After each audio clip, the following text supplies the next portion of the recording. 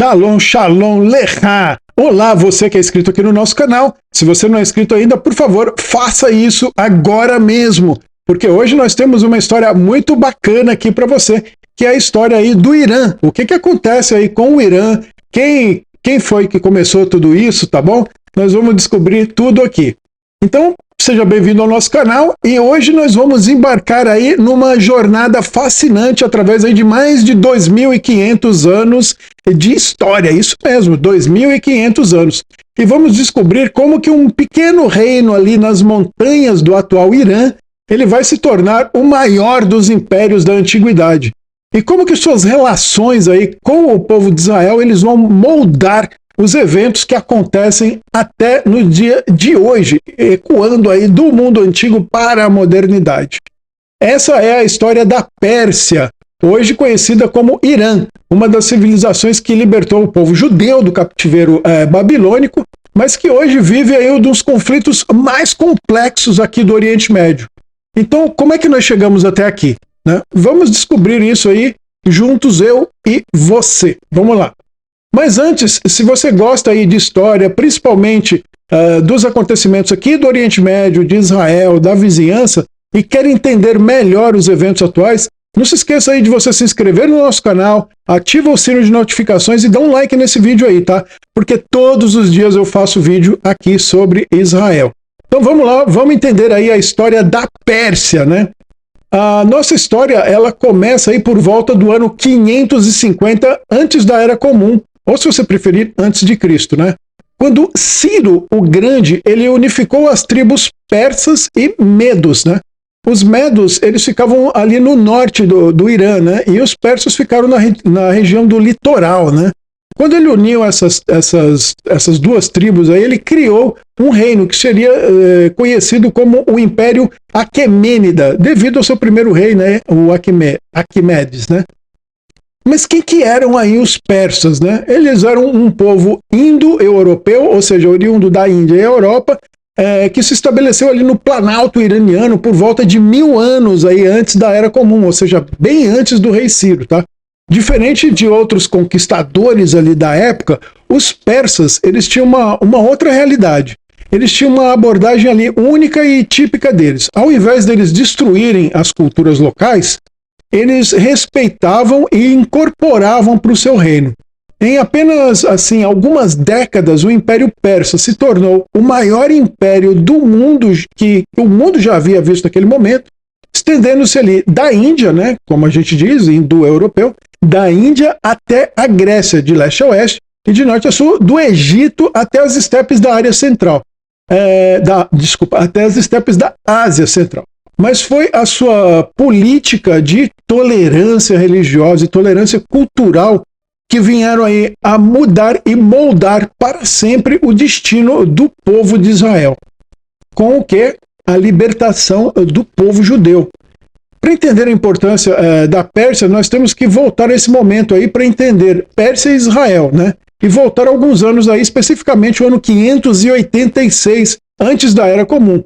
Ali era o rei Nabucodonosor II, ele era rei na Babilônia, e ele havia destruído Jerusalém. E, com a destruição de Jerusalém, o primeiro templo também ele destruiu. E levou milhares de judeus ali para o exílio na Babilônia. E por quase 70 anos, o povo judeu ali viveu no cativeiro babilônico. Muitos pensaram que era o fim da civilização judaica ali naquele momento. Mas então, em 539, algo ali de extraordinário vem acontecer. O que acontece é que Ciro o Grande, ele vem e conquista a Babilônia. E ele fez algo ali que nenhum conquistador naquele momento faria, como a gente disse, era uma coisa única da cultura deles. Ele liberou todos os povos exilados e permitiu que eles retornassem para suas terras natais, inclusive o povo judeu que estava ali. Para os judeus, isso foi visto como um milagre divino, mais do que isso, um grande milagre divino. O próprio Ciro, ele é mencionado na Bíblia como ungido de Deus. Essa é uma honraria que raramente foi concedida a um rei não judeu. Ele não apenas libertou os judeus, mas ele também financiou a reconstrução do Templo de Jerusalém. O famoso aí cilindro de Ciro existe um certo drama aí em volta desse cilindro de Ciro. É uma matéria para a gente falar em outro vídeo, tá? Mas ele foi descoberto aí em 1879. E ele é considerado aí por muitos estudiosos como a primeira declaração de direitos humanos da história da humanidade, né? Proclamando aí a liberdade religiosa para todos os povos do seu império. Isso gerou o quê? A Era Dourada das Relações. Isso trouxe para os próximos anos, para os próximos 200 anos, sobre o domínio persa, os judeus aí vão experimentar uma era de relativa paz, prosperidade. O segundo templo foi reconstruído, a comunidade judaica floresceu, tanto aqui na Judéia, né, aqui na região, quanto no que hoje a gente chama de Síria, Líbano e até no próprio Irã, que seria a Pérsia naquele momento. Durante esse período em que muitos textos bíblicos foram ali compilados e também editados, a saber, o Talmud, né? A influência persa, ela pode ser vista em vários aspectos da cultura judaica, desde a arquitetura até conceitos teológicos, né?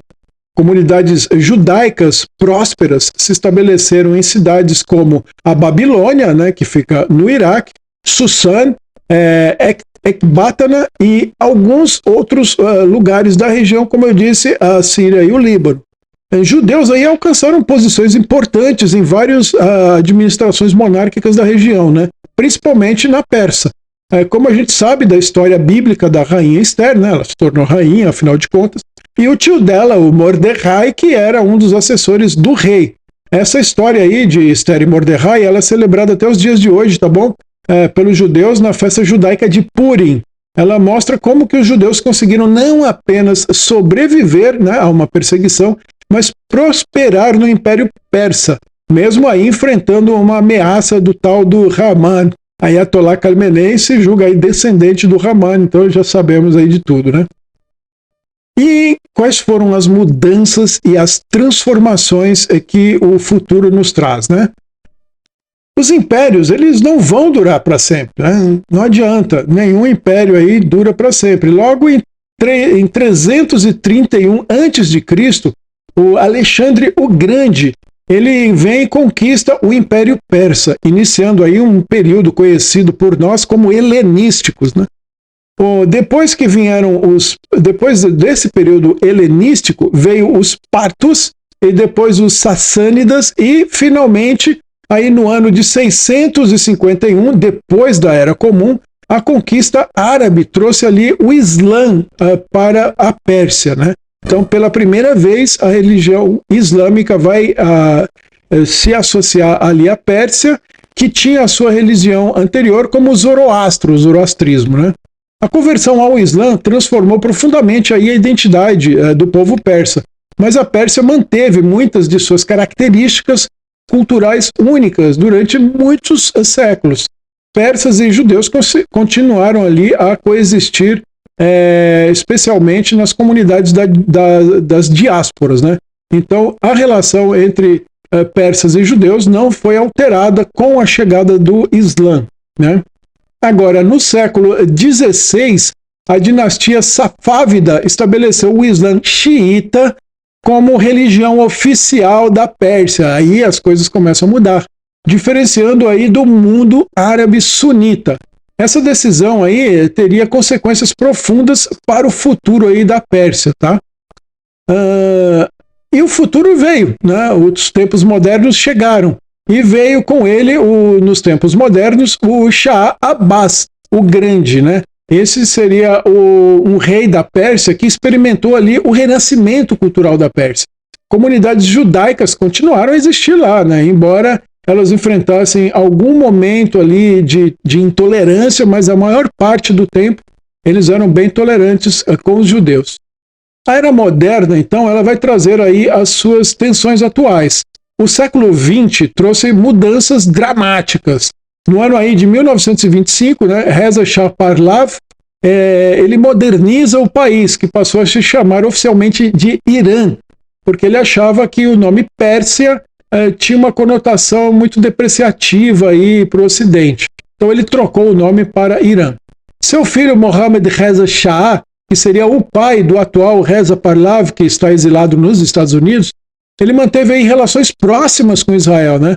Após a criação do Estado de Israel em 48, ele foi o primeiro a reconhecer, tá? O Irã foi o primeiro país a reconhecer o Estado de Israel. Durante as décadas aí de 60 e 70, Irã e Israel eram aliados estratégicos.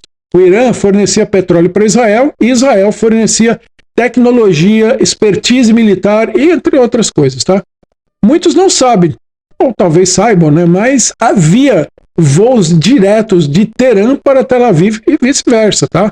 Então o espaço aéreo era aberto aqui entre o Irã e Israel. E quando que isso muda? Essa mudança dramática ela vai acontecer no ano de 1979. A Revolução Islâmica, liderada pelo Ayatollah Khamenei, ele vai derrubar o Shah e estabelecer uma república islâmica, né? Aí ele elege uma guarda revolucionária que vai manter os ayatollahs no poder. Uma das primeiras decisões aí do novo regime foi romper as relações com Israel e declarar apoio à causa palestina. Mesmo que a causa palestina, eles eram sunitas e o Irã xiita. O Khamenei declarou aí Israel um regime ilegítimo e transformou a oposição a Israel em um dos seus pilares da política externa iraniana. Então veja o tamanho do ódio desse homem contra o Estado de Israel. O que antes ali era uma aliança se tornou uma das rivalidades mais estressantes, extenuantes aí do Oriente Médio, né? Hoje o Irã apoia grupos aí terroristas como o Hezbollah ali no Líbano, o Hamas na faixa de Gaza, que a gente faz vídeos aí diariamente, os Houthi que também estão atacando a gente, né, lá no Iêmen, todos considerados aí inimigos por Israel e também considerados grupos terroristas. Essa rede de proxies, ela é vista por Israel como uma ameaça à sua existência, né? Nós aqui sabemos que esses proxies são uma ameaça real à existência do Estado de Israel e o Irã a cabeça de todos eles, tá? E em que conclusão nós chegamos com tudo isso? Impressionante, tá bom? É impressionante mesmo, mas a história ela dá voltas, tá?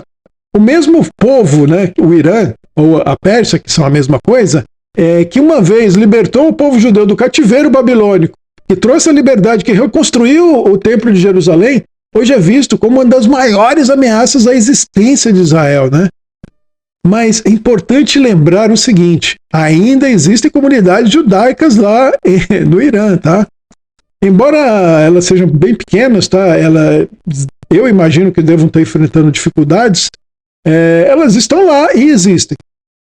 A história da Pérsia e Israel, ela nos traz uma moral, elas não ensinam algo, né?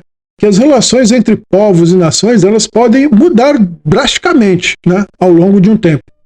Basta você incluir aí política, religião, ideologia e fazer um balagã disso daí, né? Porque a tomada de poder, não importa se ela é política, se ela é religiosa ou ideológica, é uma tomada de poder. O indivíduo, ele pode usar a política, ele pode usar a religião ou ele pode usar a ideologia, mas a intenção dele não é nenhuma dessas. A intenção dele é só a tomada de poder, né? Então, com isso, eles podem transformar aliados em inimigos e vice-versa para sempre. Hoje, aí, enquanto vários diplomatas pelo mundo e líderes mundiais buscam soluções para essas tensões atuais, é muito importante que a gente coloque uma coisa na mesa aí e a gente traga algo da memória, né? A história já mostrou que é possível e que já houve a coexistência pacífica entre persas e judeus. Na verdade, é o povo de maior parceria conosco ao longo do tempo, né? Judeus e persas, eles são irmãos, né? E não apenas isso pode ser possível retornar, mas também é uma realidade aí por séculos, tá? Então ela só foi impedida por um breve momento, de 79 para cá. E quem é o culpado? O Ayatollah Khamenei e os atuais, os que estão no poder, tá bom? Então eu imagino que a saída do Ayatollah, a queda do regime, possa trazer o Irã para ser novamente um aliado de Israel. Agora, qual que é a sua opinião? Tá? Tudo isso que eu falei, se você não formar uma opinião, não vai ter servido de muita coisa. Então, me diz aí, o que você acha? Será possível que um dia nós vamos ver uma reconciliação entre aí, o Irã, Israel ou não? Ou você acha que não vai ser possível, mesmo que o regime caia, a coisa ficou tão degringolada que não existe mais essa possibilidade? Deixa a sua opinião aí sobre tudo que falei e responda essa pergunta que eu fiz para você aqui no nosso comentário, tá bom? Se você gostou desse vídeo, por favor, deixe o seu like, é muito importante para mim, tá? Não esqueça de compartilhar com os seus amigos, grupo da família, escola, enfim. Todas as pessoas que você achar que é importante ouvir uma história como essa. Também continue aqui no nosso canal, ative o sininho de notificação, eu faço vídeo todos os dias aqui sobre Israel, tudo bem? Eu fico muito agradecido para você que esteve comigo até aqui e até o próximo vídeo.